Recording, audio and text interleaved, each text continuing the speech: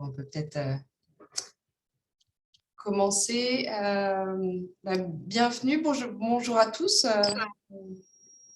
Bienvenue voilà, sur cette deuxième session. Je vais faire une petite introduction en anglais, mais ce que je disais aussi, c'est qu'on peut avoir des échanges qui sont en français et voilà, on peut, durant les échanges, jongler entre les deux. Donc, nous avons le plaisir de recevoir Sheila Blair et Anaïs Leone. Donc, for this second lecture from this cycle organized around the Medieval Kashi program at the National Institute for Art History, which is a program in partnership with Sèvres, Manufactures et Musées Nationaux, and the Musée du Louvre. And just a few words on the program that Delphine Mirodo presented during the last session. This is a program dedicated to star-shaped and inscribed luster tiles.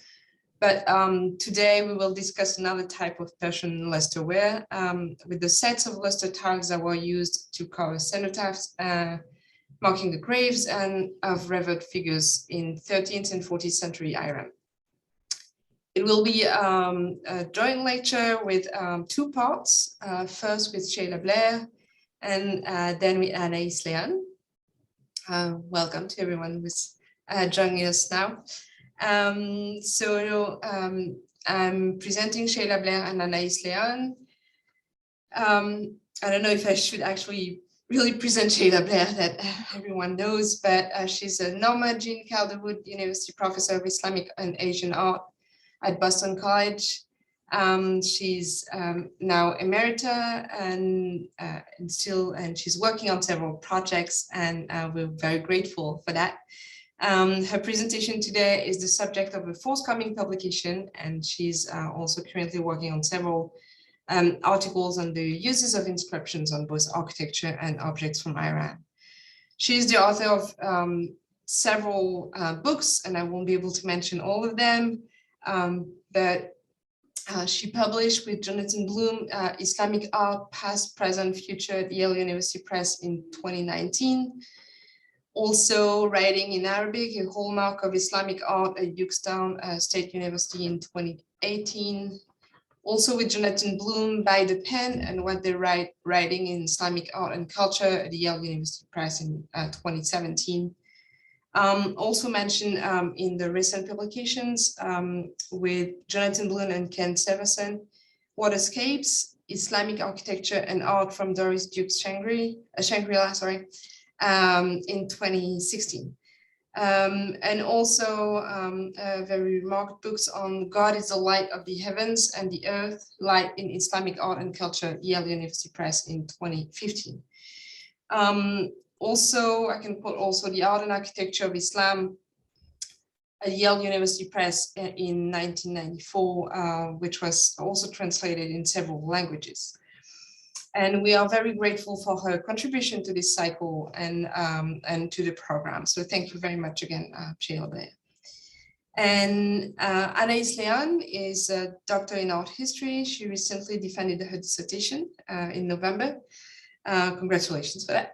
And her dissertation under the direction of Yves Porter analyzed luster tiles in religious and funerary architecture of Iran between 1256 and 1335.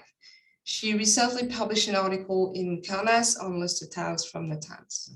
And she's also part of the project directed by Yves Porter on Kashan luster tiles, Lustre de Kashan, 12e, 14e siècle, a project that is until 2023. So I will stop here and thank you very much to you both for accepting to give this joint lecture today. So turning off my microphone, and this is your turn.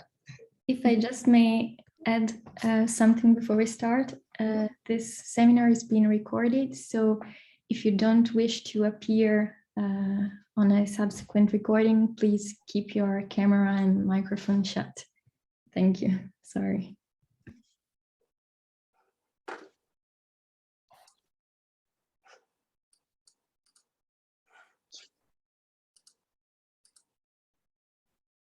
All set?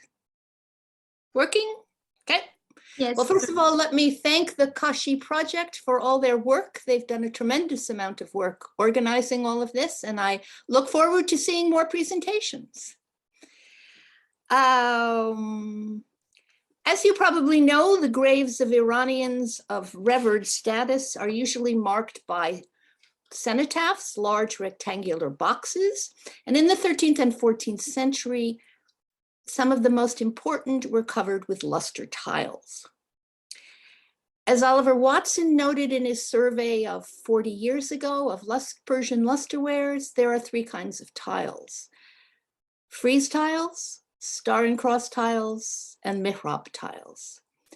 And I'm showing you here the largest of these cenotaphs from the site of Fatima in Qom. And you see the side with the nice frieze tiles and the luster tiles. But I am not going to talk about those today. I'm going to talk about the third kind of tiles, which are mihrab tiles. And Watson divided these mihrab tiles into three categories based on size. There are these very large mihrabs, which are made of dozens of individual tiles fitted together, inserted into the Qibla walls of important buildings. There are at least 6 or 7 extant versions, many pieces from others. And I've written about those elsewhere. I'm not going to talk about those. I'm going to talk about the other sizes of tiles, the medium tiles. Medium mihrabs are composed of anywhere from 2 to 4 tiles that are put one on top of each other and usually display an arch with writing around it. And then smaller tiles, the small tiles are individual tiles, which often occur in pairs. Watson noted as well that these small or medium-sized tiles sometimes look like the middle of the big mihrab tiles. And so the question I want to ask you today is, how can we tell the difference? How can we tell whether a medium mihrab, like this one that's in the Metropolitan Museum, was part of a larger mihrab installed vertically in the Qibla wall of a shrine or mosque, or was it laid horizontally on top of a cenotaph as part of a grave? Some of these tiles we know were cenotaph tiles because they have words on them like grave or tomb. But how do we know in a case like this one, which does not indicate whether it was an indicator of the direction of prayer or a sign of a grave? So the question I want to ask today is, how can we tell the difference? How can we identify cenotaph tiles? And I was particularly interested in this question because, as many of you know, about 40 years ago, I worked on a shrine at Natanz, and this tile came up in connection with that shrine. So to answer the question, I began by looking at all of the examples of cenotaphs that are still in situ or recently in situ. And I found 3. This is the same one I showed you in the first slide. This is the shrine of Fatima at Qom in a recently published color photograph, the first one I've seen in color, and I thank Kianush for sending me the color version. It is composed, it's by far the biggest, it's enormous. It's composed of a very large frieze on all 4 sides. It's so big, it's very hard to photograph. And then a central panel that's composed of 15 tiles of identical size, each one 40 by 60 centimeters, so large tiles, arranged in 3 rows, or 3 to a row and 5 rows. And so I've given you a little grid here to show you. And what's important to see is that all of these tiles are exactly the same size. They're all 40 by 60. And they don't really correspond to the layout of the cenotaph, in the sense that this tile in the bottom right has a frieze, and it has part of an outer band, and it has part of another frieze, and it has a little notch in the middle. They are not, therefore, individual segments like capitals and columns and friezes. This one is so big that it's really anomalous. Much more common and much more typical, I should say, is one that was until recently in Kashan in the tomb of Habib ibn Musa and is now in the National Museum of Tehran. So here's a picture of where it was, the shrine and the grill around it. And here's a picture of the way it's now mounted in Tehran. And it's composed of a large frame around surmounted arches, enclosed arches. The sides, which I hope we're going to hear about at a later presentation by someone else, have some rather interesting star tiles with figural decoration. And I think this is going to be the subject of another presentation. There's a third cenotaph in situ. I only have a very bad photograph I'll show you later of a tomb in Qom, the Shahzadeh Ahmad.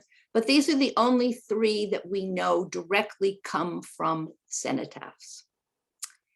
They're all anonymous.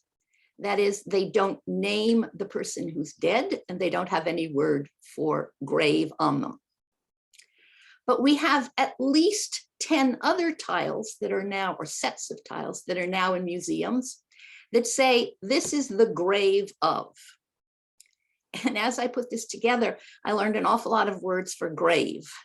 We can be qabr, markad is the word for cenotaph, there's zarikh, there's masja, there's marja, the whole list of cenotaph titles, words. This one in the V&A is typical. It's composed of 3 tiles set one on top of each other. And in the middle here, under the arch, the trilobed arch, is an inscription that says, this is the grave of, and then it goes down further on and further on, Hussein ibn Zayn al-Abidin ibn Hussein ibn ʿAli. It's typical in having 3 tiles. 1 or 2 have 2 or 4, but 3 is the absolute standard. They're all of different sizes. Each one is different from the next. And each size of tile is different on the different cenotaphs, suggesting that each cenotaph cover was made to order. None of them are the same. There's no standard. They're all relatively proportionally standard in that they're 2.5 times as tall as they are wide. But again, it varies individually. They do have a standard layout. They have an inscription band that runs on 3 sides of the outside, and inside it is an arch of different profiles. And you can see here are colonnettes with capitals, but notice they're the breaks in the tile. So one tile at the bottom is composed of part of an inscription, the base of a column, and central inscription, another base, and a cross. We don't have individual columns, bases, and the like. The single inscription band is typical, but we have at least one case, and this is one in the Doris Duke Foundation in Honolulu, where we have a double frame, but that's somewhat minor. But you can see again the very clear break, 3 tiles surmounted one on top of each other. In general, the frame goes on 3 sides, but we have 2 cases. And this one, I know there is a color photograph, but I don't have it. Anaïs has a very nice one of this, of a double cenotaph cover in Tehran, where the frame goes all the way round 4 sides. The outer inscription screen is on all 4 sides. Typically, the layout includes 2 arches, sometimes 3. As here, you see a nice trilobed arch at the top, and then that encloses another arch, which is a flat-headed, round-shouldered, broken-shouldered arch. And you could do a whole study of arch profiles on these. We have keel-shaped, trilobed, broken-headed, all sorts of different arches of different profiles.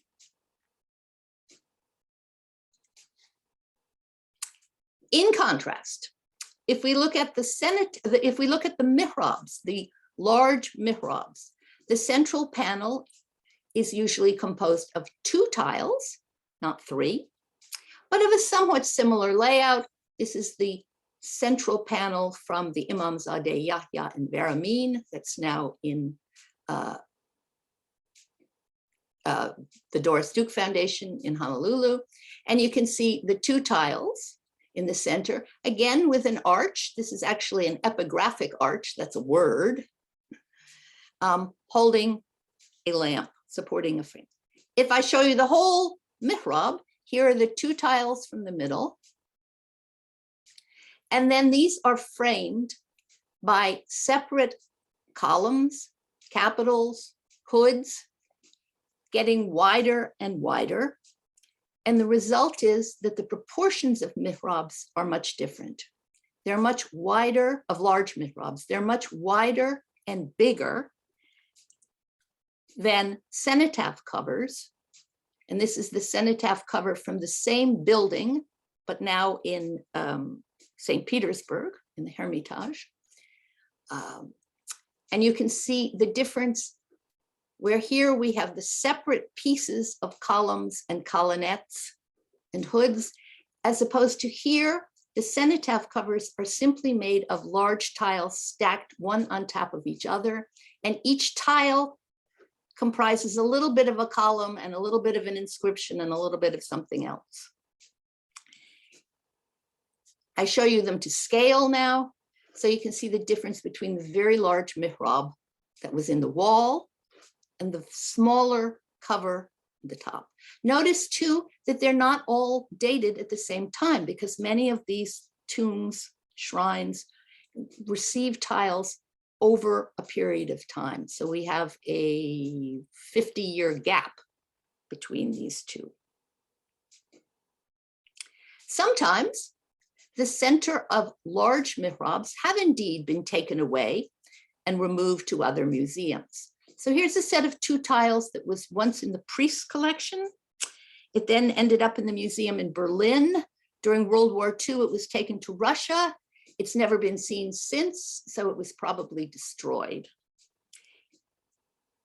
It seems to be the center of a mihrab, a large mihrab.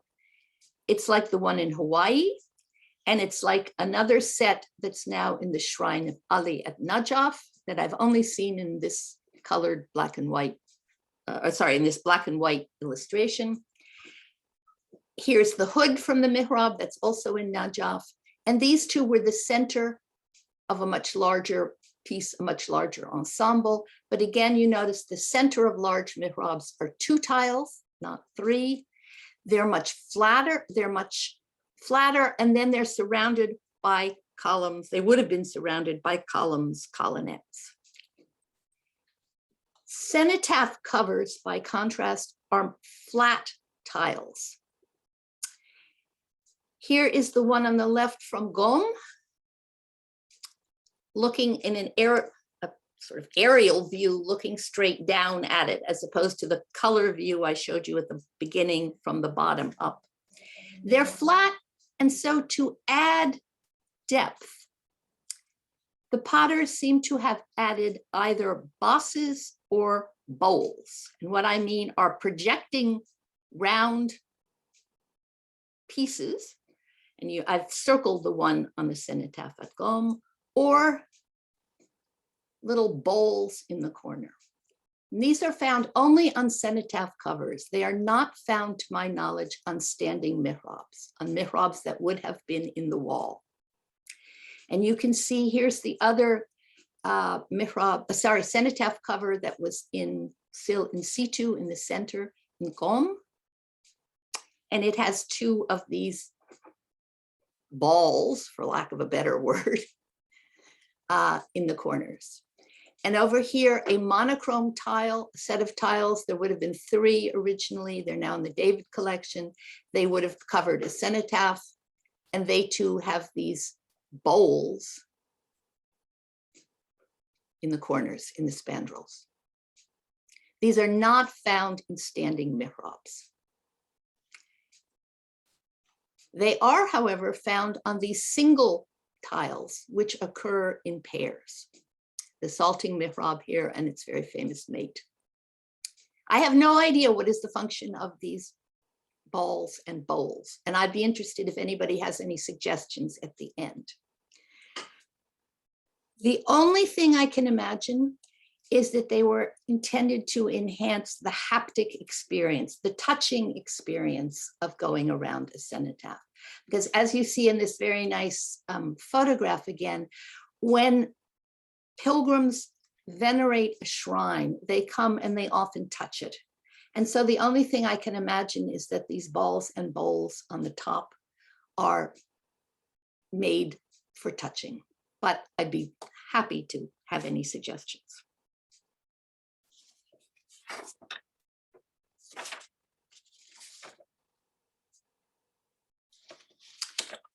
There are other differences between cenotaph covers, the sets of tiles that are laid flat, or the large mihrabs that were set standing up in the walls. There are differences in the inscriptions. Cenotaph covers usually don't name the person who gave, sorry, let me start again. Mihrabs do not name the person who gave the work right on the mihrab, on the standing mihrab, probably because you are praying toward it and you don't want to be praying toward the name of a person who did something. Cenotaph covers do name the donor. So this very large relief inscription here is the name of the donor written around the top of the cenotaph platform. On some of the other cenotaph covers, this is the one in Hawaii again, we have both the name of the donor and the name of the person who died. So this is made for Khadija, and we know that the person who gave it was Mahmud ibn Shahrir Khalaj. Furthermore, the donor's name is usually given in a typical form as amara bitartib, ordered the arrangement, not construction, but arrangement. There are differences in the Quranic verses on the two kinds of tiles as well. The ones on mihrabs usually talk about the glorification of God or prayer. The ones on cenotaph covers, like the one you see here from Qom, talk about gardens, paradise, and burial. This one has the opening verses of Surah 36, Yasin. And reciting this surah is supposed to be bring the deceased spiritual rewards in the hereafter, including forgiveness and bliss. So clearly potters were able to adapt the verses, the Quranic verses chosen for the different purposes. So all of these different features, from sides, the three typically, or maybe 2 or 4 tiles stacked on top of each other, the layouts with occasionally an inscription that runs on all 4 sides, which makes sense if you're circumambulating a cenotaph. The difference in Quranic verses, the names, help us to identify other examples. So here's a set of tiles in the Gulbenkian Foundation, and we know this is a cenotaph. We know it because of its form. It's got 3 tiles, typical form. It's flat. It's elongated. The proportions are about 2.5 to 3 times to 1. Each tile, again, you see, comprises part of an inscription, colonnettes, more inscription. They're not separate pieces as they are in mihrabs, with separate columns, colonnettes, and the like. The outer inscription here, the blue one, is Quran 76 about paradise. This is typical for cenotaphs, but not for mihrabs. The inner white inscription has the foundation with the patron's name, again, not found on mihrabs. And it uses this special form, and I think some of you can read it along here. Amara bitartib, ordered the arrangement, ordered the, well, arrangement is the right word, of this. What's interesting on this is it says that the patron ordered the arrangements of these maharib, these mihrabs. mihrab here cannot mean a niche in the Qibla wall. This is a cenotaph cover. Mihrab must be used like Watson actually used it, just to mean an arch or an arch shape, not what we call the mihrab now, meaning the prayer marker in the wall facing Mecca. What I realized when I was working on this, I always thought that the potter had put the inscription, the white inscription, in the wrong direction. But I realized, because most inscriptions read from the bottom right up across the top and down the bottom left. And it's odd to have this one go in a different direction. But I realize it makes sense. If you are circumambulating a cenotaph, you can then read this inscription as you walk around it.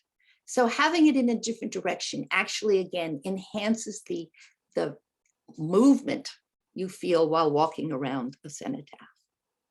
It's just like the framing inscriptions at Rome, which go round and round, and you can keep reading them as you circumambulate.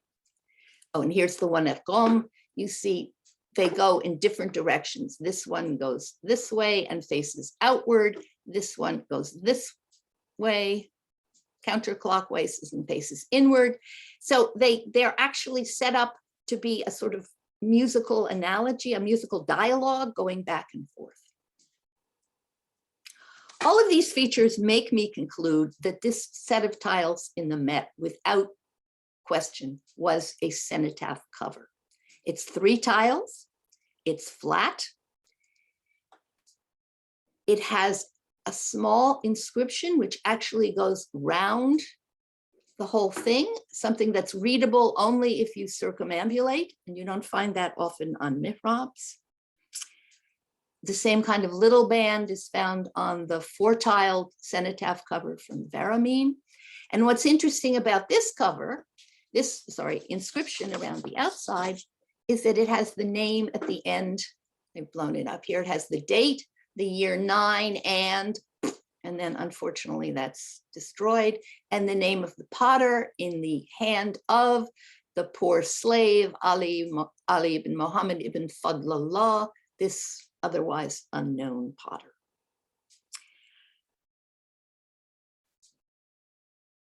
If this is clearly a cenotaph cover. So then we have to ask the question, where did it come from? And so this is what I proposed many, many years ago, that it came from this shrine for the Sufi saint Abdus-Samad at Natanz, where it would have been here in the tomb. There's the tomb. The tomb is the little pyramidal domed building right here. And you can see where it is in the shrine. This is the interior of the tomb. When I saw it 40 years ago, I have not been back, and it's very hard for Americans to go back to Iran. So I'm very jealous of all of you who've been there and measured it and seen it now. This is how it looked when I saw it in the 1970s. Inside the tomb, there was a mihrab, a luster mihrab. There is a wooden screen. And inside that screen is a cenotaph now covered with cuir de seca tiles. These tiles date to the 17th century. At one point, and here's an old photograph from 1995, not that old, of the tiles in situ with a stone at one end. And the stone had an inscription that said, and if I can find it here,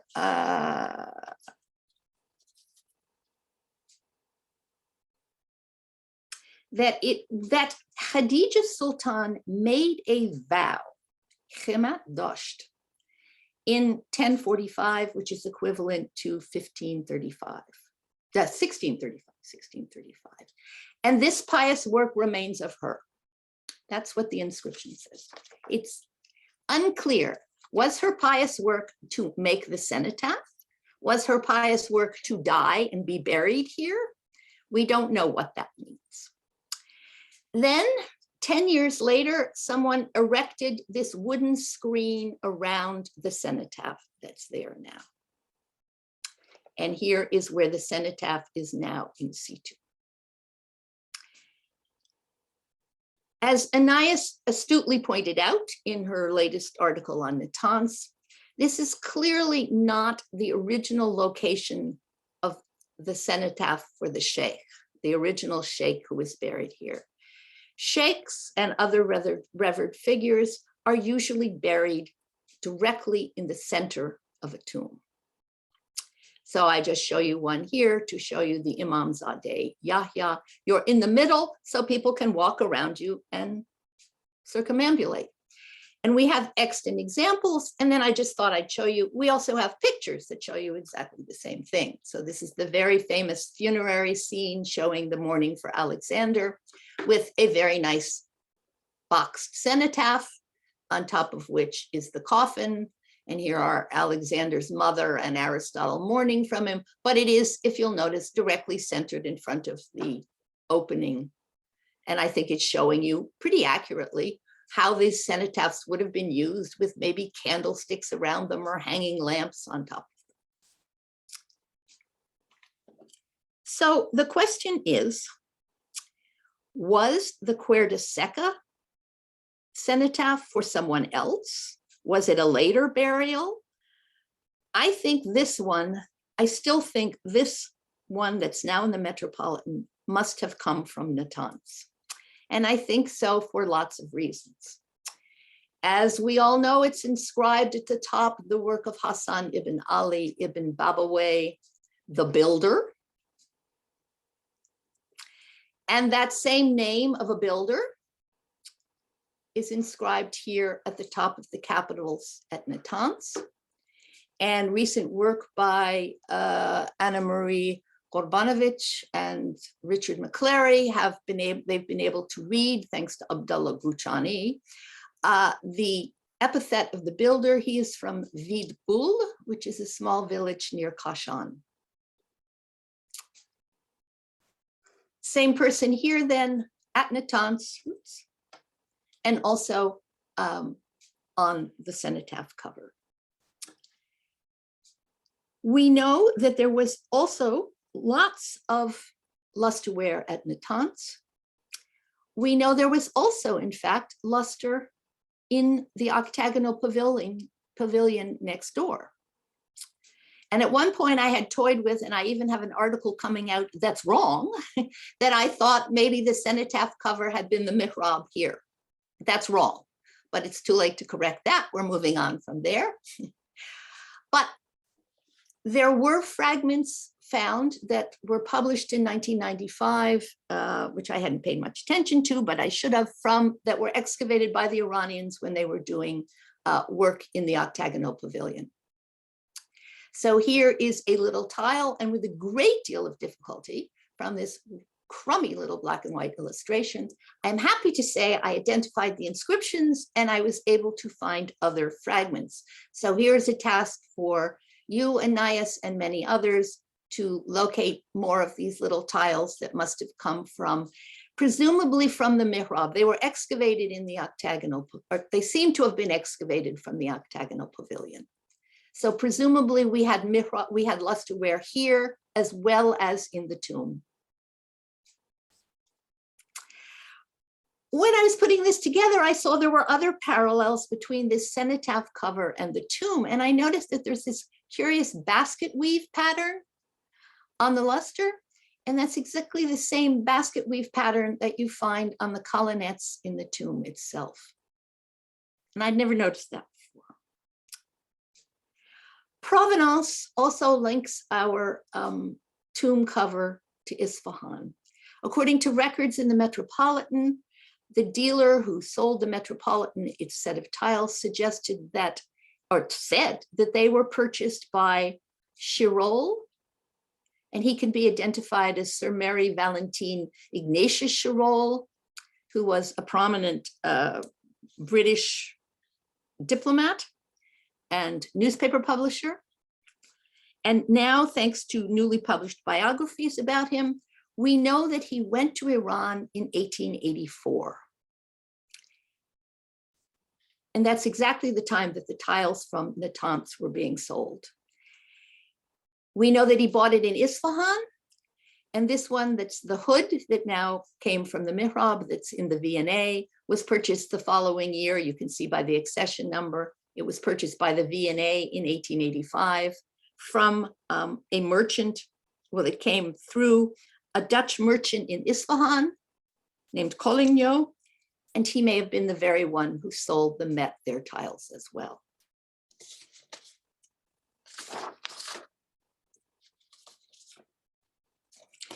The location of the shrine at Natanz is important as well, because shrines in central Iran seem to have flat-topped mihrab, flat-topped cenotaphs. If we go further north, up in the Caucasus or in Central Asia, you can again have tiled cenotaphs, but they often have crested covers on the top. Flat covers in central Iran, crested covers seem to be typical of northern Iran or the Caucasus. So again, I'd say shape ties the tiles in the Met to Natanz. So we're still left with the question, is this cenotaph here, the one that's in situ now with Cuer de Seca tiles, is that a secondary burial for a follower of the sheikh? Was there another cenotaph in the middle of the room? And if so, what happened to it? I don't think it could have been removed 3 centuries ago. And that's because of the work that Anaïs has been doing and that I think we're going to hear about soon. She's been able to reconstruct many other tiles from the cenotaph. We have these lovely corner pieces, that some of which are in the Met and other places. We have friezes that go around it. And if so many of them are in situ, I don't think this cenotaph can have been taken apart 3 centuries ago. I think it must have been in situ until 1884 or 85, when all these pieces start to come out and be sold in European markets. But what happened? What traces do we have? Was it there? Do we need to excavate the floor and see if it was there? All I can say is that luster tiles, the ones at Natanz and elsewhere, as soon as you work on them, you answer some questions and then you raise some more. So I'm looking forward to hearing what Anaïs has to say and what other people think. Thank you.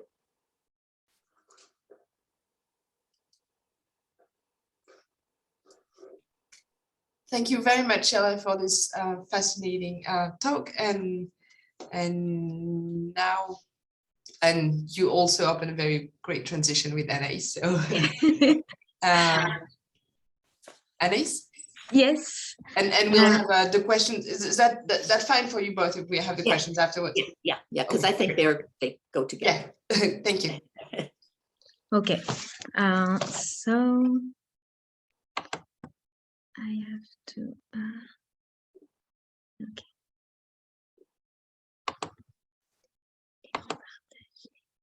Yes. Okay. Many thanks, Sheila, for this great presentation. And I think there is maybe some elements in my presentation that will help to answer some question, but it's very shy for the moment because, as you said, there is so many questions about this site. First, I would like to address many thanks to Delphine Miraudot and Pauline Chevalier for inviting me today in the context of the Medieval Kashi Online. I also address a special attention to Sheila Blair for giving me the opportunity to present some of my research on the topic of lustre tiles used on cenotaph of the Ilkhanid period. This is a great honor to present some of my proposition besides to her wonderful work. So as Sheila demonstrated in her presentation, the identification of precise tiles which were covering tombs is not an easy commitment. It requires a close examination of shapes, size, layout, and inscription of both in situ and decontextualized pieces that are preserved. Meanwhile, a meticulous and careful analysis showed that the distinguishing features of individual tiles or set of tiles allows to the identification of decontextualized panels as part of tomb cover. It concerned mainly the number of tiles, layout, the direction of inscriptions, choice of terms, and Quranic contents of text. Analysis established a guideline for a better appreciation of origin, provenance, and function for many tiles now dispersed through worldwide collections. In fact, these panels correspond to the only typology which could be linked formally to tomb cover and cenotaph from the Ilkhanid period. One can also observe that it concerns pieces decorated with luster, but also lajvardina, like these pieces, and even simpler turquoise glazed panels. Besides, it is known, according to identified ensembles, that these typologies of funeral panels were used together with other more common types of tiles, which are now restricted to the cenotaph structures. I just show this photograph of Fatima Shrine. And we can see that some epigraphic rectangular phrases were also integrated within composition of mihrab, like those pieces that are now dispersed, but were part of the mihrab of the Maidan Mosque in Kashan. For all of these reasons, when the ensemble of the cenotaph is not in situ or clearly identified with precise documentation, such as drawing, photographs, or description, it is particularly difficult to reconstruct the size, shape, and layout of a precise composition. The study of some cases shows the importance of the close study of the non-standard luster ceramic tiles. These pieces allow elaborating proposition about the size, shape, and layout of the composition which materialized the burial of the saints commemorated in these monuments. For example, as a first example, the Khanaka of the Sufi master Piri Hussein in Pirsatchai in the Republic of Azerbaijan, which is located at 150 kilometers of the capital of Baku, preserved the sound structure of the cenotaph, as you can see on the lower part of the diapo. From the basis of the remaining structure in the current room chamber of the mausoleum and following the identification of group of tiles by Vera Kratochvaya in the Hermitage Museum, the general composition of the cenotaph is identified. This is well-documented piece constitute a precious basis on the topic of Luster Cenotaphs. The common part of the top of the composition gives the occasion to illustrate a very uncommon type of tiles in context of a cenotaph.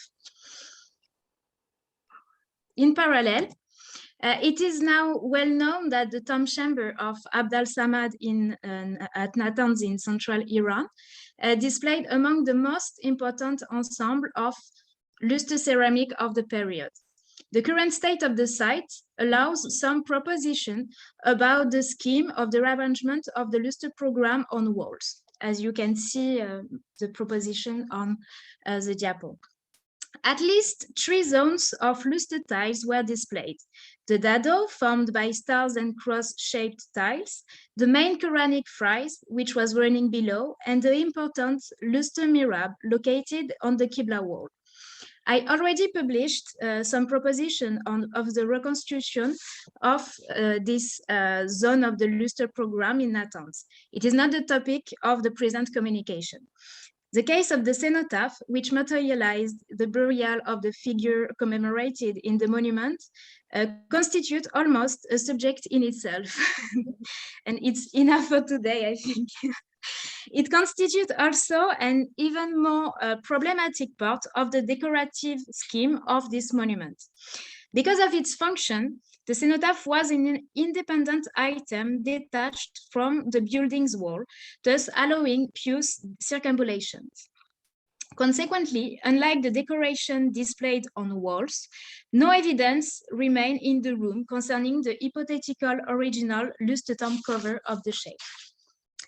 The current cenotaph, as Sheila showed already, which is visible in the monument in Natanz, have obviously been reworked after the Ilkhanid period.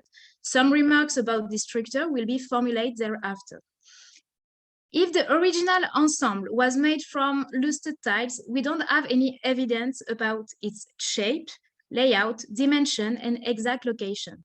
Meanwhile, analogy with contemporary models suggests that this reworked version is smaller than the original one. I began to work on this hypothesis since my preliminary research concentrate on the lustre decoration of the room chamber of Abd al-Samad within the framework of my memoir of master's degree in 2014. Since then, several elements may have been added, invalidated, and other hypotheses arise. At the same time, I discussed other aspects about this ensemble with other scholars and specialists. This discussion helped me to renew my approach and give me food for thought. This presentation today provides me the opportunity to discuss two fundamental aspects of potential composition made of luster tiles, which can be proposed as part of this site. I will develop this main feature which allows me to reconsider this zone of the decoration of the room according to several evidence and pieces of information which are available. First, which data are available about the cenotaph of Abd al-Samad in the current state of the room chamber?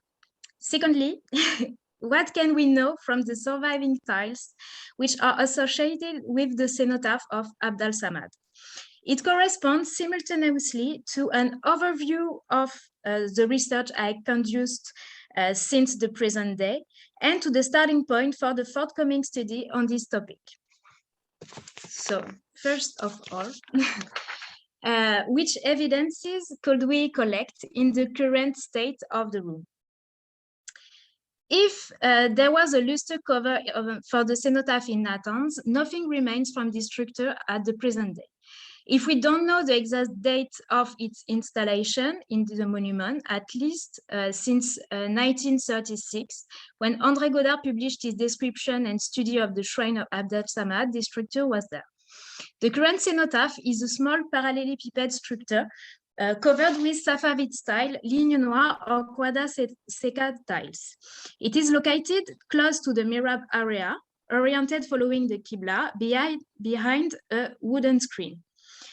Since then, the current cenotaph and its styles has been linked to the Safavid phase of construction and decoration of the building, and to an inscription which mentioned the name Khadija Sultan, daughter of Shamset Tala, and the date of 1635, as Sheila said already. The recent re-examination of the chronology of the room, proposed by Richard McLary and Anna Maria Grabanovic, attests that there is a phase of construction and decoration that occurred during the Safavid period. It concerned mainly the kagil and the whitewash of the wall and probably of the stucco inscription which crown the room at the base of the Muqarnas dome. Besides, it is more complicated to link directly the cenotaph to this phase of the decoration. On this eventuality, Yves Porton notified me a fundamental point. If considering that the rebuilding of the cenotaph occurred during the 17th century, It means that the older one was removed from the site almost 3 centuries before the rest of the Luster tiles. Sheila, you said the same question.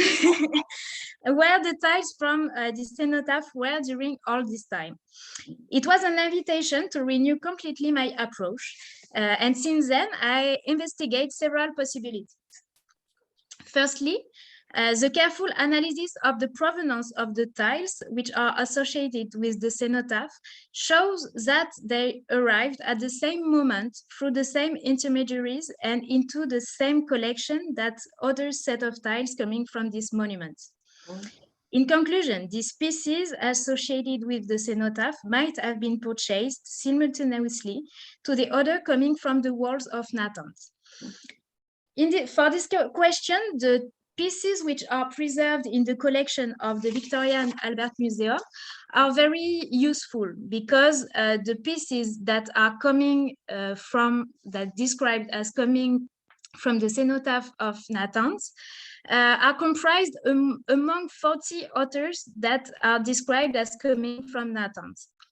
And however, the examination of the correspondence of Sir Robert Murdoch-Smith, who acquired this set of tiles in Iran, reveals that he used multiple options to obtain pieces to buy between 1873 and 1884. It appears that Murdoch-Smith built a wide network through Iran and was connected to many local and foreign personalities who helped him on this purchase. The letter attests that some objects came from collection already assembled by locals or Europeans living in Persia, such as the French Jules Richard, who reunited an impressive quantity of antiquities and work of art during the 30 years residence in the country.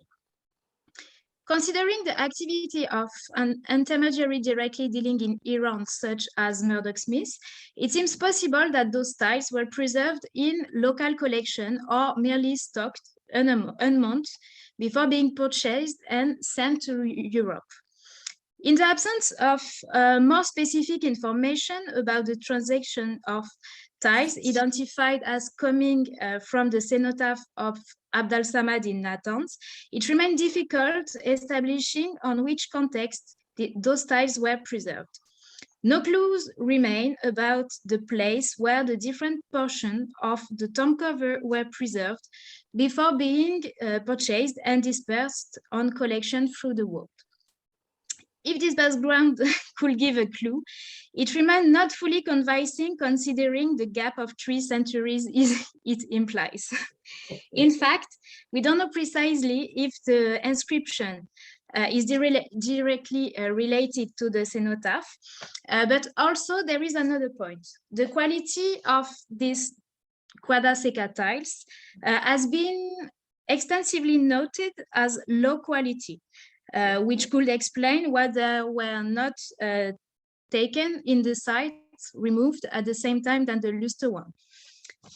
So there is a question also on the exact provenance of those Safavid style tiles. And all these points needs to be investigated more preciously in forthcoming perspective. Secondly, which information can we have from the surviving tiles which are attributed to the cenotaph of Abd al-Samad? For our attempt to the reconstruction of the cenotaph from this shrine, one particular set of tiles divided into 2 different typologies found the basis of our approach of this ensemble.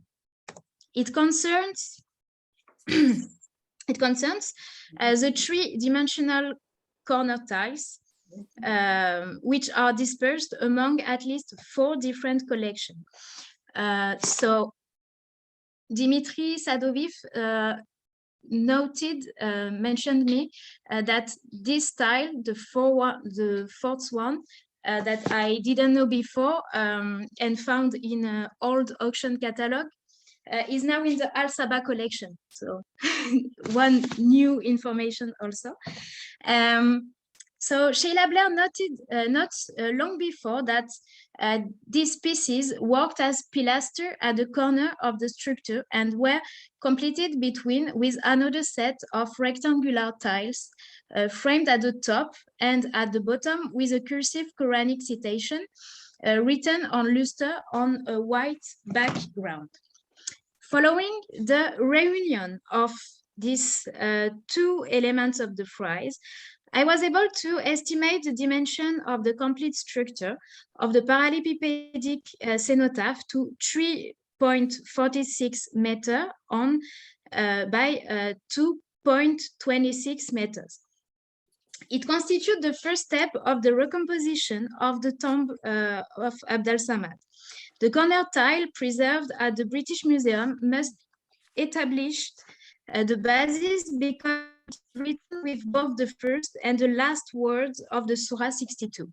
So if we see the beginning and the last one, it corresponds to all this inscription in between all of the corner tiles. At this preliminary stage of research, one feature of the frieze point out.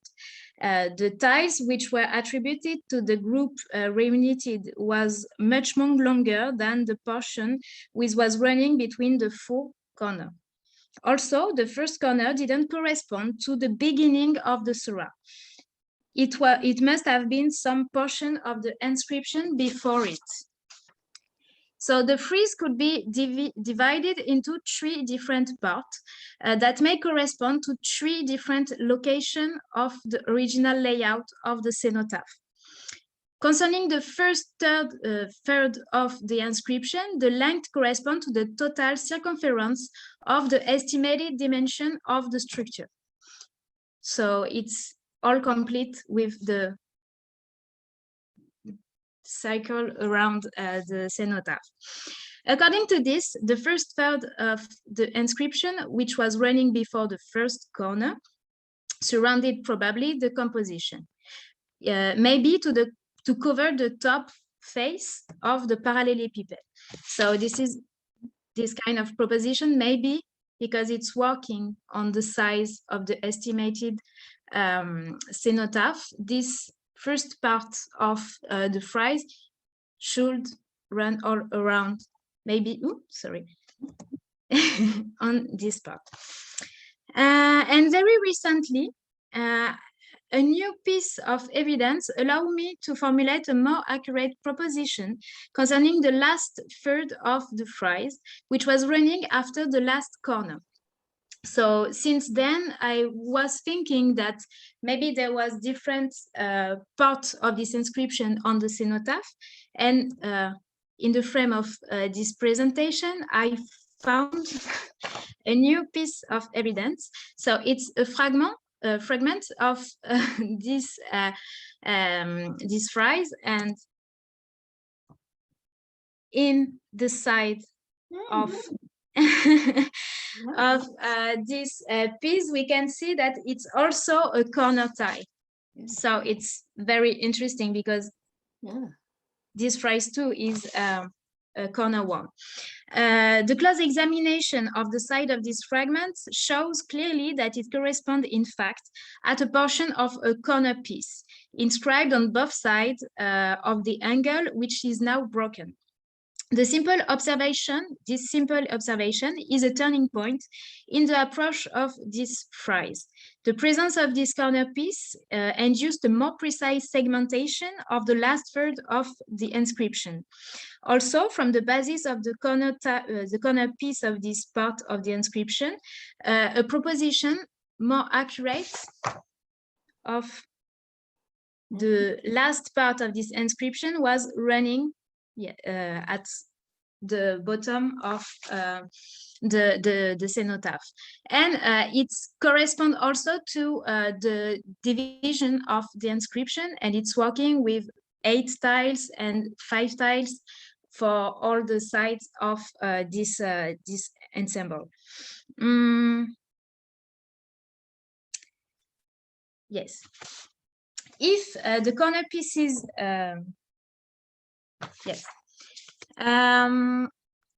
So we have a better appreciation of the dimension of the cenotaph, of the layout of the cenotaph, and also it's very clear that for the last part of this inscription, the cursive Quranic citation, which is located at the bottom, is almost completely erased.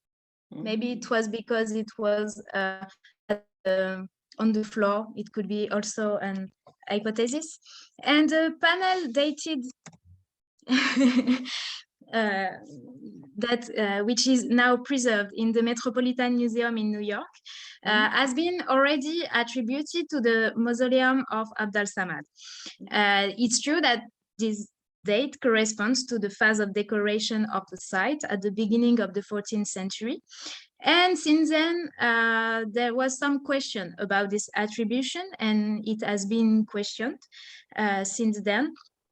So I looked also at the information about the panel and the possibility that the owner, Mr. Shirol, took it in Iran, but I don't know, but I found that he bought it in London, maybe. Yes. So I don't know if he take it in Iran or if he bought it in London. Yes, I found that it was at Morris and Company in London that he bought this piece. But yes, yes. So on this basis, many different features of the cenotaph remain to identify. If we think that there was a cenotaph was covered with luster tiles in the original program of the funeral chamber of Abd al-Samad, the location of the structure remained unidentified. I also think that it should be at the center of the room, and maybe there is also a connection with the wooden screen to identify at which moment the cenotaph left the site, at the moment when the wood screen was placed at this around the mihrab. Yes. So there is also another point, because since I worked at the beginning about the layout and the attribution of tiles to this ensemble, I found some new pieces that allows me to have a better appreciation of the general composition of this piece. But some questions remain unanswered, such as these pieces, which are also part of the set which is described from Nathan's and which is preserved at the Victorian Albert Museum. And recently, Yves Porter told me that it should be 2 friezes with the same inscription. So where can it be? If it was in the cenotaph, I don't know yet, but maybe I will find some new proposition. So in conclusion, the current preservation state of monuments, in situ tomb structure and isolated tiles and panels attest a great diversity in the composition choices of the cenotaph and tombs cover from the Ilkhanid period. It could be induced by some pre-existing tomb structure in the commemorative monuments. Maybe these compositions were not all ex nihilo, but ordered in view of adapting to precise features of shapes and dimension. Meanwhile, our knowledge of Luster Cenotaphs remains partial, and the adoption of a later decoration for this structure was not systematic. in the monument, even when they are associated with lustre technique. These structures were independent of wall and left very little evidence, but the existence of non-standard typologies in this composition during the Ilkhanid period is fundamental.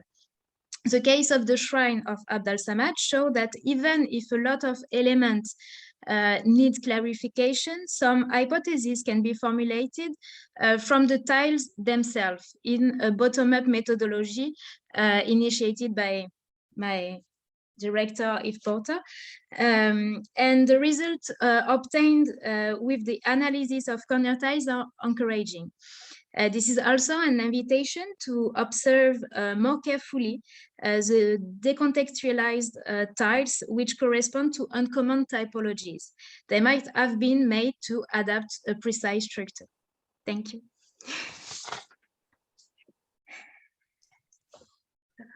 Thank you very much, Anaïs, and thank you both for this very complimentary talks. And I think it was also fascinating to mention all the history of collections that you talked about. So we have time for a series of questions. Vous pouvez les questions poser en anglais ou en français et on pourra s'arranger. Alors, est-ce qu'il y a des questions? Il y a oui, Yves Porter. Et il y avait une main levée aussi de Samy Zerari. Oui, j'ai une question.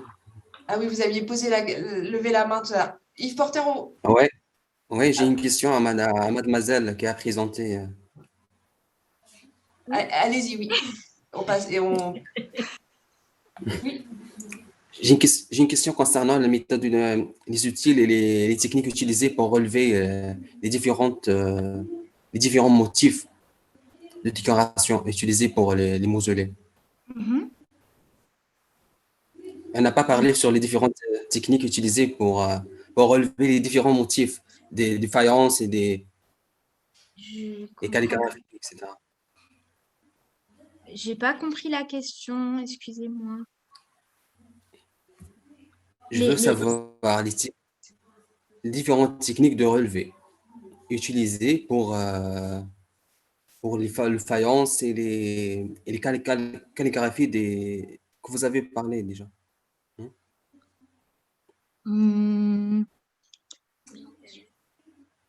Les relevés,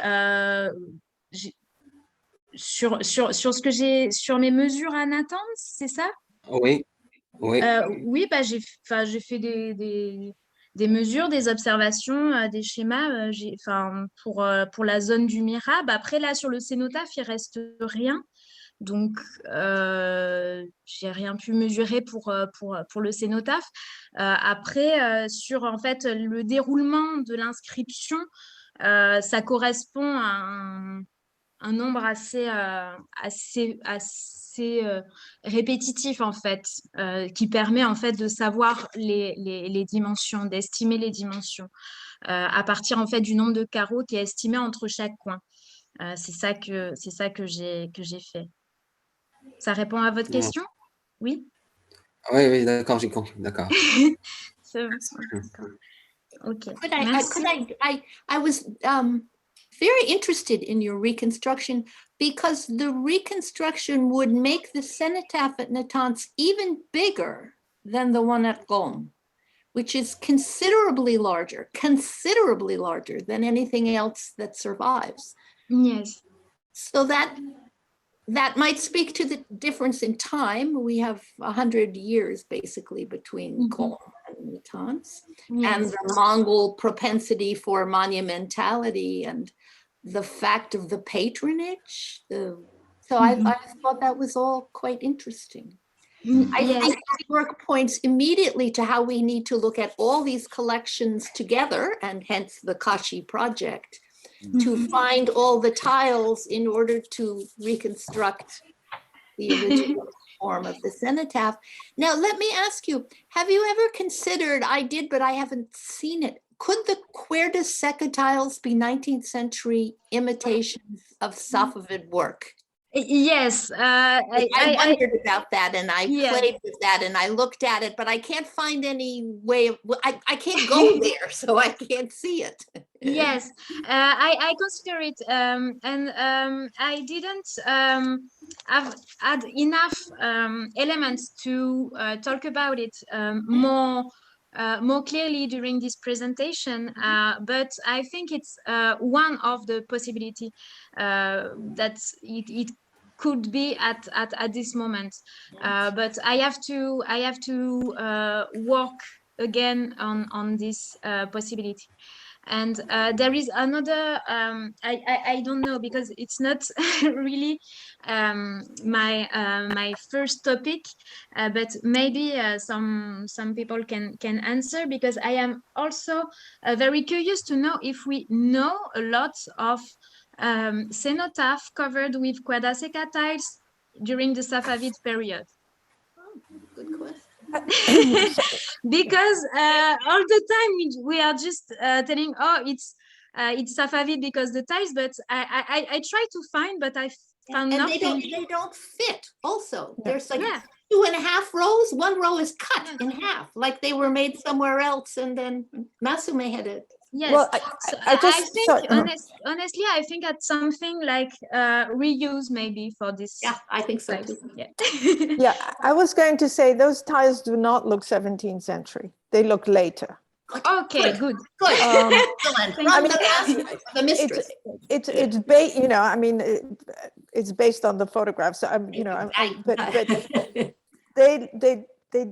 they're not Good, typical good. of 17th century. Good. Cul-de-sac. I wondered that for a long time. Yes. So, you know, actually, I mean, given the fact that so much was removed in the late 19th century of the luster tiles, it would sort of make sense that maybe that Yes. was the time Yeah. that it was covered. So Yes. just an idea. Okay. Thank you. I have several remarks or compliments for what has been said. I thank you very much, both of you, for these very interesting contributions. The first concerns the bowls in the cenotaphs. You know that in some cases, this bowl shape in the cenotaph is actually a hole. Yes, they're a real balls hole. and bowls. As these, I showed you during Anaïs defense this chart, which is in my collection, and which has this rounded shape, which is part of a cenotaph that Anaïs situated some fragments in Istanbul, and which is a real hole. So I wondered if these holes were for a kind of air contact between the inside and the outside, or maybe other reasons such as putting, for instance, an oil lamp, which would make sense. Yeah. An oil But lamp. some are where they're concave and convex. Some project and some recess. So, but of course, it would explain why it's never on vertical, whereas the bossed ones you can find sometimes bossed ones on vertical. But well, this is an idea. Yeah. I like the oil lamp. That's not Who knows? Concerning the friezes that Anaïs showed at the end, actually, I have noticed that there are two friezes with Yasin Surah, which is not, of course, the Yasin complete Surah, and only some verses. And in the V&A, for instance, they correspond actually to two different dates. The first is the series from 1876, whereas the second is from the series of 1888. Both were probably taken by Murdoch Smith, but they don't belong to the same place because it's the same quote.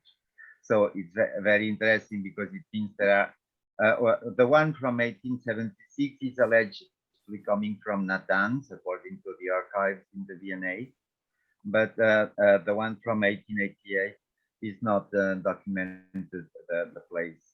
So it's interesting that I have started making the inventory of these pieces on the occasion of a visit to the Barcello Museum in Florence, where they have some of these friezes allegedly from Natanz, but then I don't have the answer yet. And concerning the black line restorations, the so ugly called cuerda seca, I don't like using cuerda seca.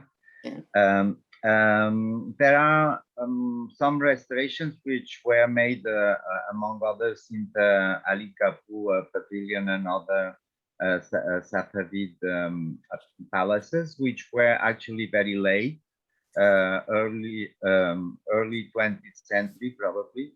And so it would be interesting to compare these styles from the Cenotaph in Natanz with those in restored monuments in Iran, for instance.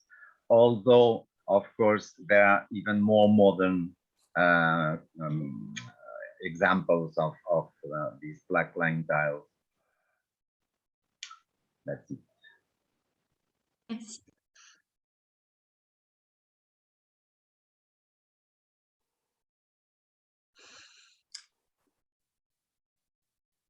And we know, of course, that cenotaphs themselves were restored in the lifetime of the Luster potters, because the one at Rome has pieces that have been added 20 years after the original pieces. They're signed by the son of the person who made the original. So I think things broke and people came and repaired them. And we have to take that into account as well. There are also records in the Persian archives, and Waqifi talks about them, about travelers who went to the shrine in the 19th century, which someone should consult and spend more time looking at, saying that tiles were taken and for sale in the Isfahan Bazaar, and we have two different travelers at different dates. So that would help us again talk about when the tiles were taken.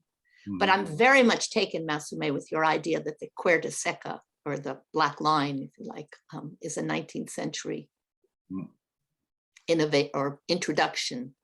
Yeah. We have several questions. Farhad Kazemi? Yes, thank you. I had a question about these balls on the cenotaphs. Yes. Has anyone here touched them? Because I would like to know if they are movable, they're mobile, or are fixed. Because I had no knowledge of these balls, but I knew, of course, the starting mihrab with the holes. Yeah. But I wonder if these holes were supposed to receive a ball one day. Yeah. You know what I mean? Except if you look at the monochrome set that's in the David collection, the glaze is already underneath. The glaze goes across the whole piece, so it doesn't look like they were going to then put another glazed something on top. And the motif I think there are both. Yeah. So maybe. Yeah. I had a hypothesis on the motif of these balls or holes in spandrels of the cenotaph. Yeah. It reminds me of sun and moon in late antiquity funerary tombstones, both Roman and Jewish in Near East, which were on ossuaries, where they were replaced by rosettes. But I have unfortunately no example between late antiquity and Middle Ages in Iran. But interesting. And the Quranic verses talk of the Lord of the skies and the heavens and earth. So why not luminaries, Yeah. But I have no example. Yeah. And I have to look. I don't know if the ones in Qom, there are some that are also balls. And then on the tomb of Fatima, on the cenotaph for Fatima, we have bowls and balls. We have both. There are two indentations in the spandrel, and then at the foot, that's a projecting that goes up. But again, I've never seen the cenotaph in Qom, and I'm unlikely to go to Qom. So I respect my peers who might go and look. It would be good for your project if you could, in the Kashi project, if you could involve someone from Qom, because they have so many tiles there. I think Mariam did has connections. Good. Worked on Good. this as well. And Simon, Pratik, you wanted to ask a question, and then we have a written question, and then Tim Stanley. Yeah, thank you for this fascinating and excellent presentation. I have a question about the monochrome one tile. Yeah, that you have. Because then I wonder about their functions. I mean, were they placed on the lateral sides of the cenotaphs? Yeah. Because they're small. Were they placed? Would they serve like as a put on a tombstone?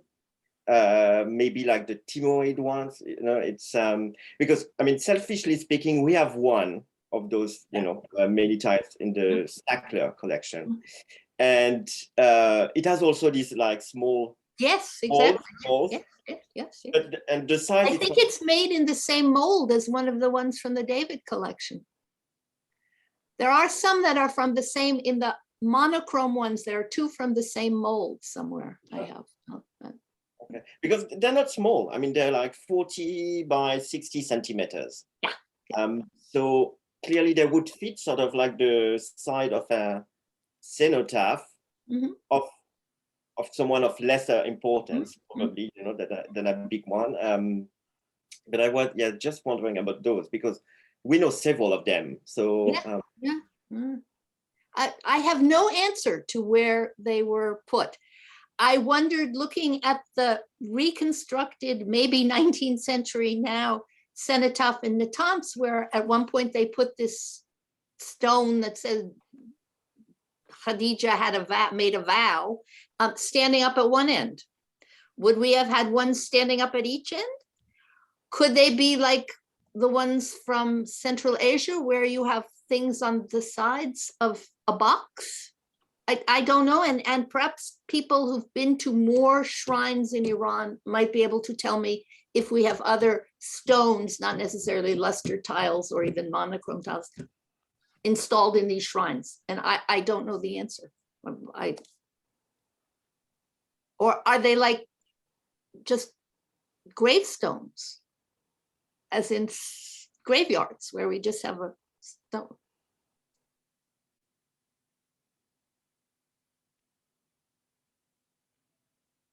Anaïs, did you want to add something or? Okay. That's fine. Thank you for your question. There was a question online, Camille Noor asking, she wanted to know if there is any claim for restitution these days. Well, since the US does not have any official connection with the Islamic Republic of Iran at the moment, I don't think that those questions are going very far with things from American collections. I can't speak to European ones. Until we know, we don't even know, we have no proof that these things came from most of these places. And as Tomoko showed in her very good article, many of the people made up names. They said this comes from Natanz and it didn't, or this did come from Natanz and they said it came from somewhere else, that there was no claim to reliability in our 19th century records. So I think it would be hard, you'd be hard pressed to press for occasions. Tim Stanley. Yep. Hi. I was just, this may be a very silly suggestion, But in the V&A, we have an Ottoman fireplace, I mean, the chimney piece, which is made of ceramic. And it's got large bosses on the upper part of the structure. And, you know, you can tell from the fact that chimney pieces like this still exist in situ in Istanbul, that there are versions in metal, and that the bosses make sense on a metal structure because they cover the screw heads. So I was just wondering whether the presence of these cups and balls actually reproduce something that occurs in some sort of metal structure that the tile work is imitating. That's just, you know, a suggestion. They're I think from looking at the pictures, they're hand size. You who have the monochrome tile in the Smithsonian, how big are these bowls? Usually they're hand, Yeah, they're hand. So that's why I always thought maybe you were supposed to. It's a suggestion, Tim, and we don't have many examples of ceramics. Well, yes, we do, of ceramics imitating metal, but we don't have any metal cenotaph covers that I know. It would not be a typical. 40 by 60, though, your tiles, your monochrome tiles, it's exactly the same size as the Luster tiles at Colm.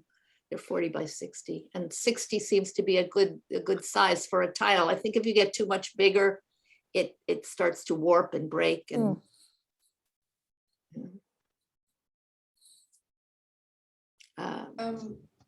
there is another question, Arash Bustani.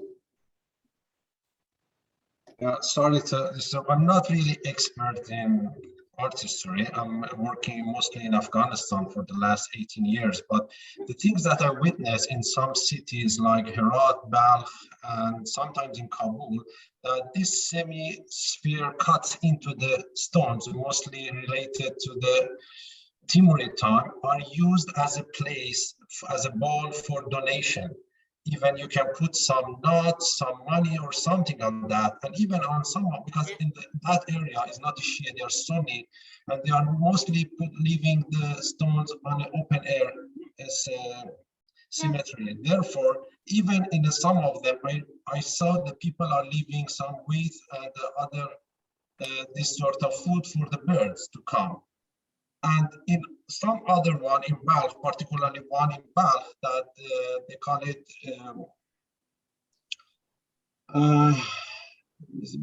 BBC Surfe or BBC Surfak. It's south of Balkh near the Bahar Gate, that people and ladies are going there and they put some water on that, and then they're asking a baby to start leaking water from this little hole.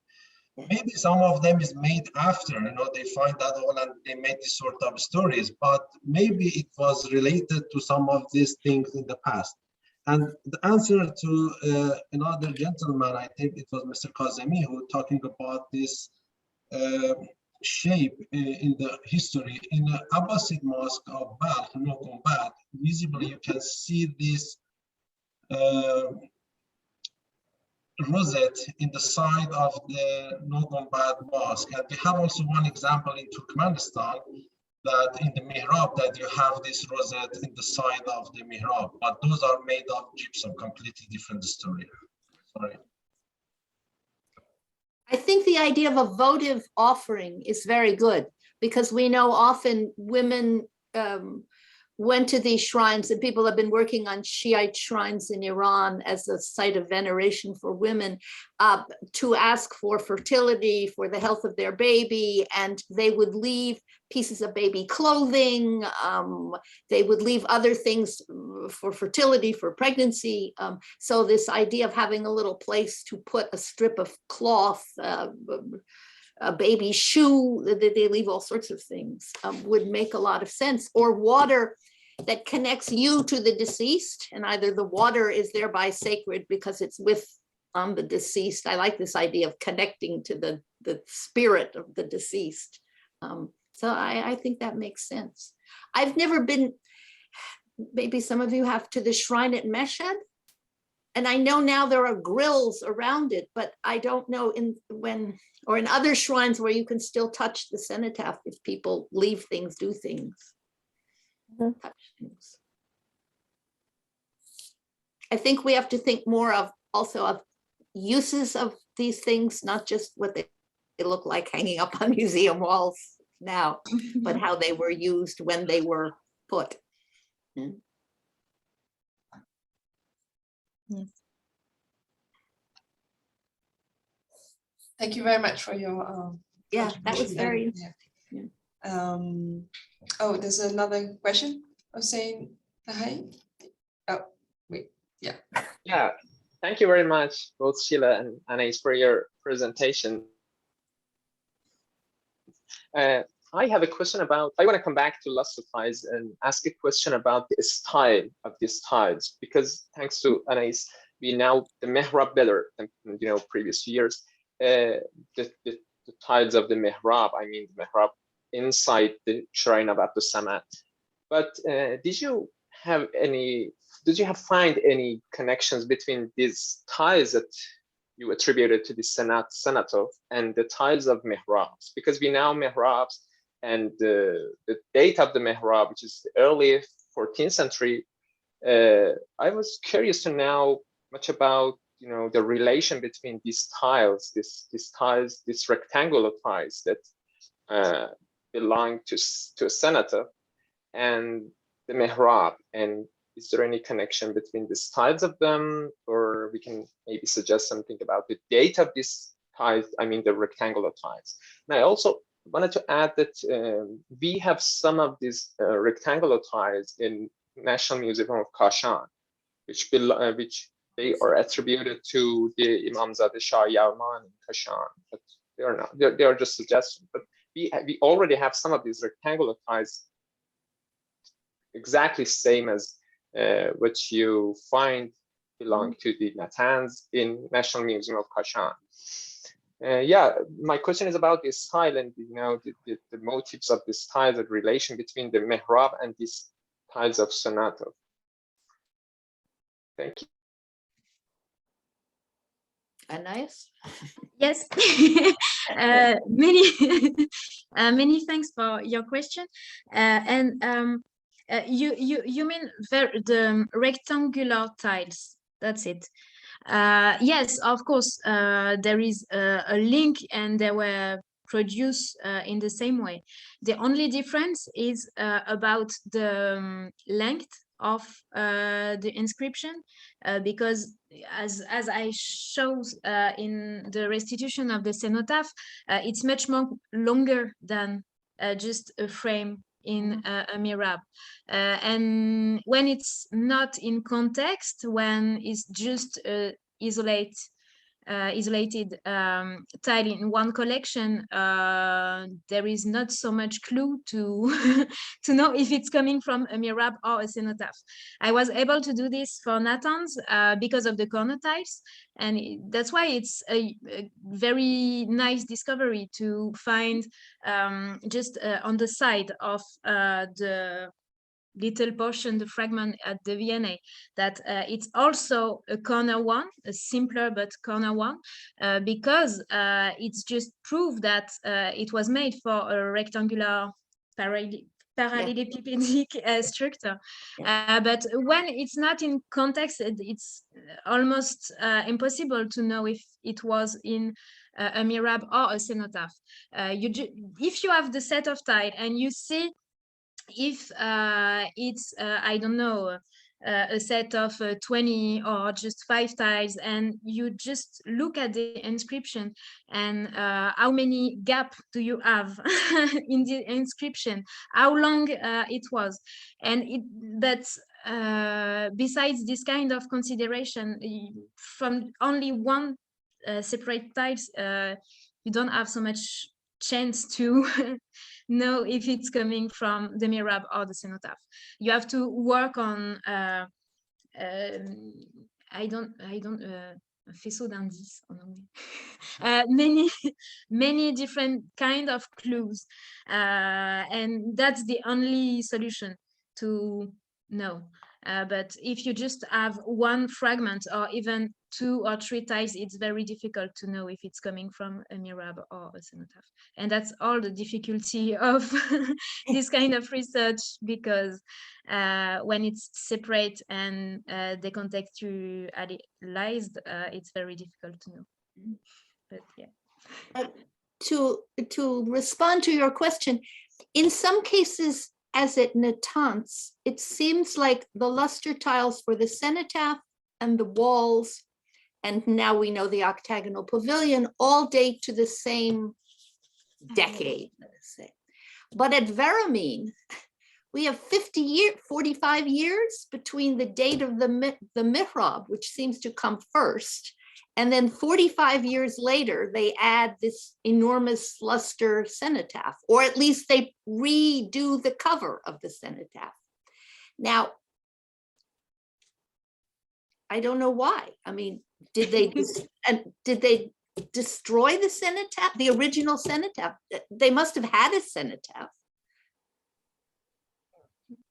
Did we just add? Did we decide we like the new style better, so they just got rid of the old top and added a new one? I mean, it's all unclear. We don't have enough examples to tell us. But, and I don't. Does anybody have any idea, how do you get, if you've got a cenotaph and it's covered in luster tiles, do you break some of them when you're trying to pry them off? How do you get them off?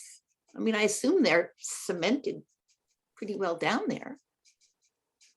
Do we have signs of chipping? I haven't looked at enough tiles. And are there signs of like they chipped them sides off? They broke them. They when they were trying to get them out, are there signs of removal?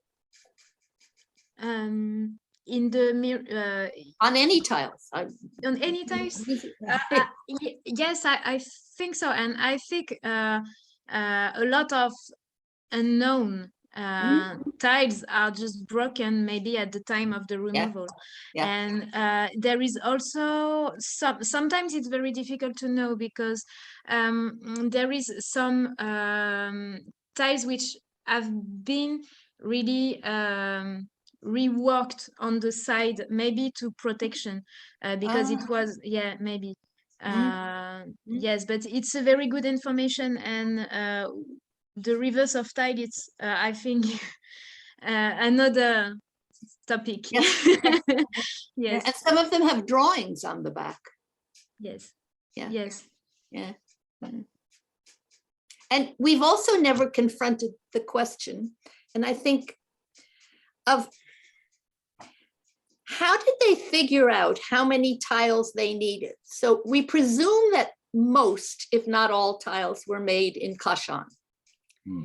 So the person who's Mr. Babuya, the builder in Natanz, for instance, says, I want to cover the inside of this tomb I'm rebuilding, as we've learned, with luster tiles. Does he send an order to Kashan and say, I need 47 square tiles, and that's going to be a frieze that goes round here, and how many corner tiles, and how does that all work? I mean, in the days before the telephone and Zoom, where they say, well, we can't do that corner like that. So and when they came and they didn't quite fit, what did they do? Just put more mortar between them to kind of.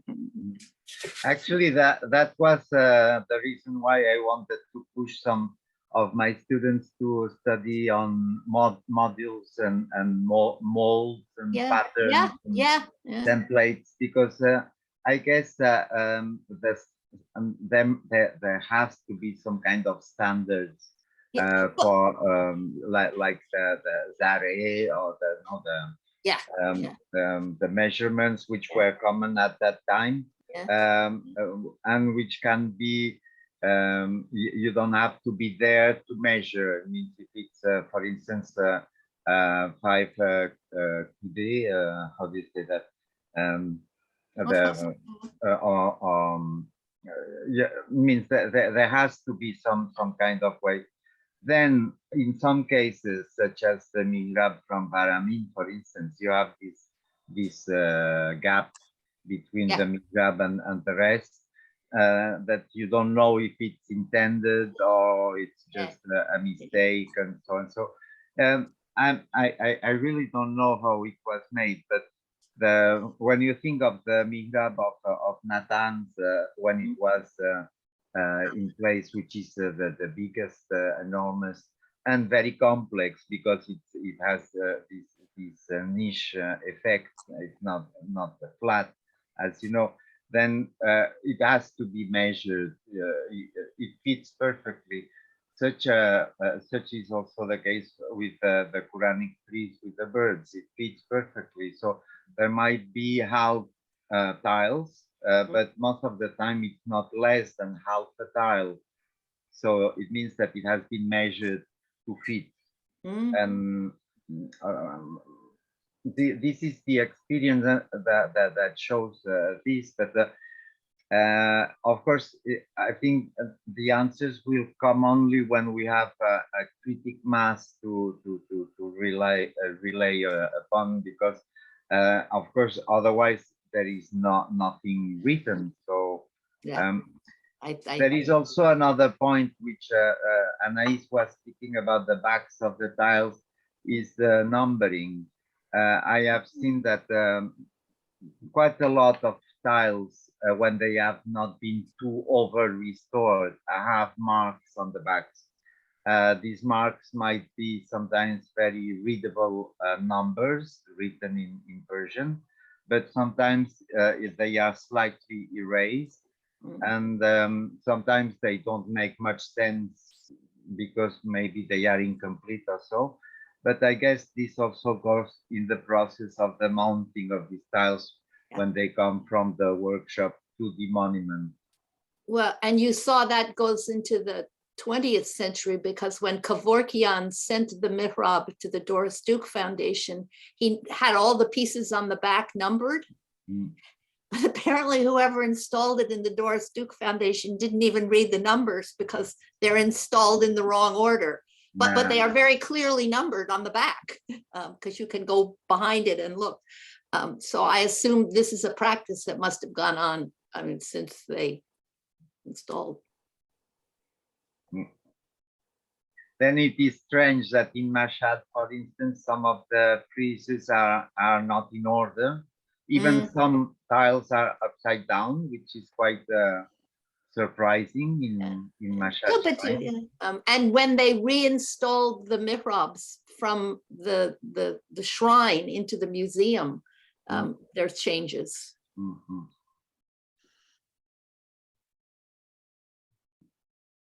There's a note in the chat. I don't know if everyone sees the chat. Oh yes, Ahmad Bustani, by the removal, just inject water behind the tiles from the joints, and they will be easy to pry up. remove. Oh, okay. You see, this is where we need the practical person. Is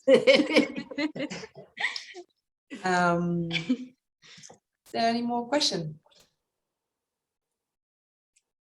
I have a question to there are several Iranians here.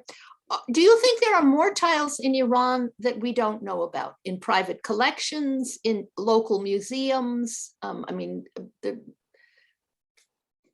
that will expand our repertoire.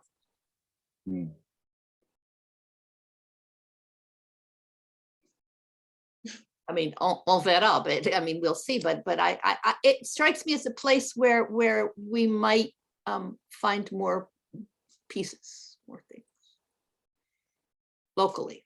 Unfortunately, Delphine is not with us today. I know. But, not with me either. Good knowledge of small collections in Iran.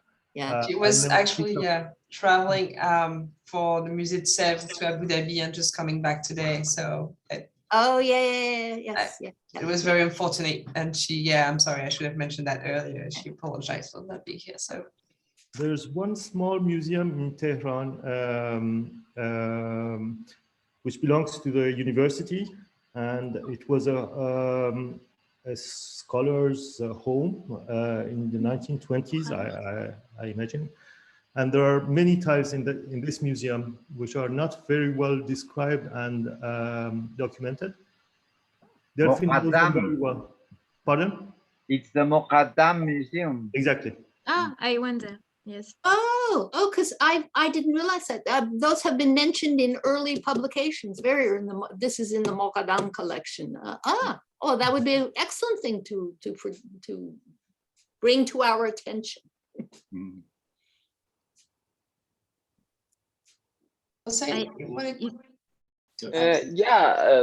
About Sheila's question, we have, I figured out 16 museums in Iran we have that, you know, they have some lustre tiles. Most of them are in Qom and in National Museum of Iran, of Tehran. But we have some other museums in Zanjan, for example, Archaeological Museum in Zanjan, in Sultaniye, for example, in Urumiyeh, in Tabriz. There are 16 museums that have somehow some tiles, but except, you know, Qom and Tehran, this third museum that have the largest collection in Iran is Kashan. Yeah, it has maybe 50 or 60 lustre tiles. Yeah, which most of them belong to Imamzadeh Shah Yalan in Kashan, which they have been, you know, removed after an accident in the building, and then, you know, transferred it to the museum, and there are more than 10 large rectangular tiles there, and they're so beautiful. But we have 16 museums, as far as I know, in Iran that have some lustre tiles. Thank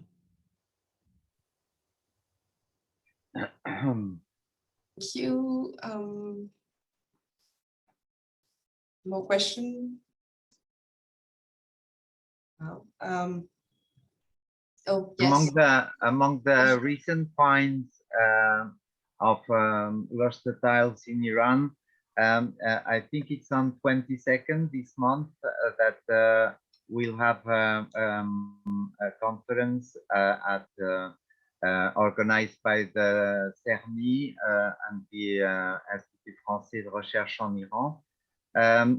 We'll have, among others, Hamideh Choubak, who will be speaking about tiles from Alamut, but also the other contributions on tiles from Sultaniye, and also from some findings in Afghanistan.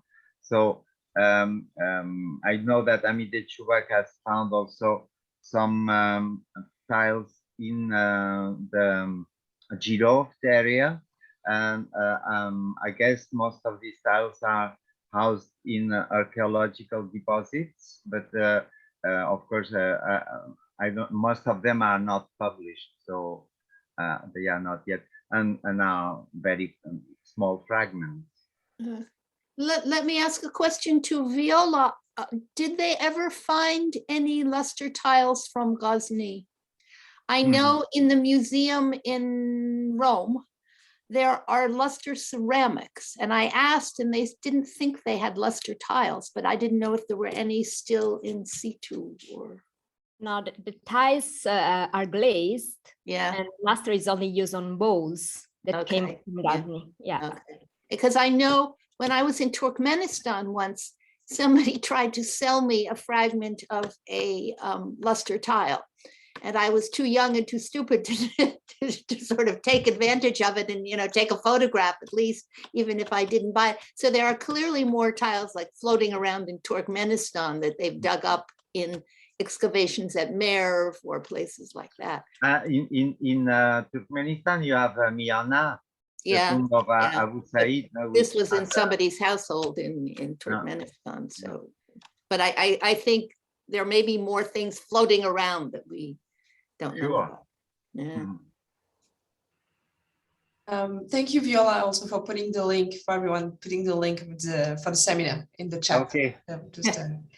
And Ahaj Bustani, you raised a little Zoom hand. Thank you. Actually, I wanted to mention the Muqaddam Museum that already Mr. Kazemi mentioned that. But another thing is in 2005, when I was in Tehran, I witnessed in an antique shop in Manucherry that guy had 5 pieces of luster tile. I think it was Ilkhanid, but he didn't give us permission to take a photo or even to. But that was a problem. But clearly, it was very similar to those that you had it in Takht Suleiman one, because you can find it in a study of Ute Franke and her thesis that she was talking about this sort of tiles in Takht Suleiman, and that was very similar to that. Unfortunately, I couldn't take a photo. But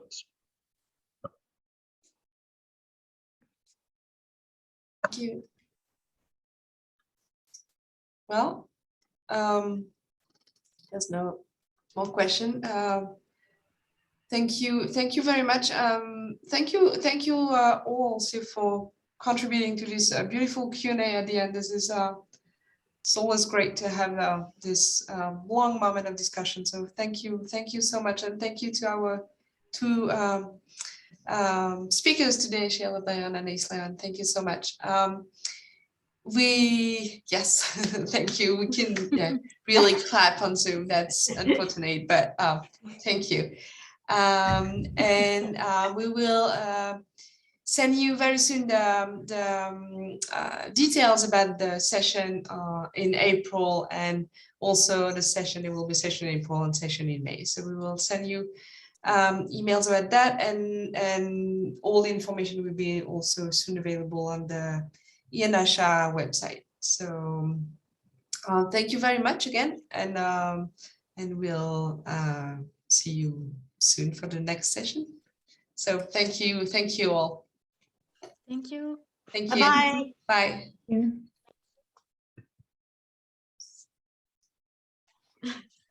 Thank you, Sheila. Again. And Anaïs, that was inviting. excellent. Yes. Yeah, I think we've raised a lot of interesting questions, which is good. Yes, I think too. And if you want, I have some picture I took at the Muqaddam Museum, and I can send you. Yes, I can send you. It's a little bit strange sometimes, because they made like a Gaudi, cut something. They cut them up, and Yes, so some part of the tiles are not very easy to study, but there is another part. But I can send you, and we transfer all my pictures of. Okay, and did someone publish them? Not Godard, but somebody. Yes, I think there is an old publication of Roushani. Yes, that's very old. Yeah. And since then, maybe few pieces, but I can send you. Many thanks again, and you're most welcome, and I look forward to hearing more. I think we need more young voices. Thank you so much. Thank you, Anaïs. Thank you, Sheila. Merci Anaïs. On était ravis que ça puisse fonctionner comme ça. Merci. Thank you, Sheila, pour ce fort. Au revoir. Thank you. Okay. Merci. Bonne journée.